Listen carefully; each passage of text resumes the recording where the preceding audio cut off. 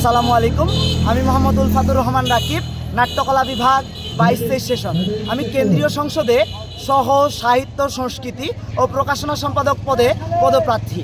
আমার ballot number 7। আমি আজকে চার্লি চ্যাপলিনের একটি ক্ষুদ্র চরিত্রকে বেছে নিয়ে মূকাভিনয়ের মাধ্যমে আমি আমার প্রচারণাটি আজকে চালাচ্ছি।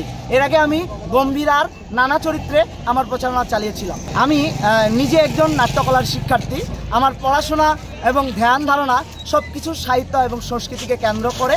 আমি যদি সাহিত্য সংস্কৃতি সহ সাহিত্য সংস্কৃতি এই পদে বিজয়ী লাভ করি, তাহলে আমি অবশ্যই চট্টগ্রাম বিশ্ববিদ্যালয়ে একটি উন্মুক্ত সাহিত্য সংস্কৃতি চর্চার জায়গা হিসেবে গড়ে তুলব এবং এই ক্যাম্পাসে আমি প্রতিবাদের হাতিয়ার হিসেবে সাহিত্য সংস্কৃতিকে ব্যবহার করে আমি বিভিন্ন ধরনের নাটক এবং গান এবং কবিতার মাধ্যমে নারীদের রেগিং, বুলিং এবং সমাজের বিভিন্ন বৈষম্যমূলক যে কাজগুলো হয় সেগুলোর প্রতিবাদী এই সাংস্কৃতিক চর্চা করতে চাই আমি।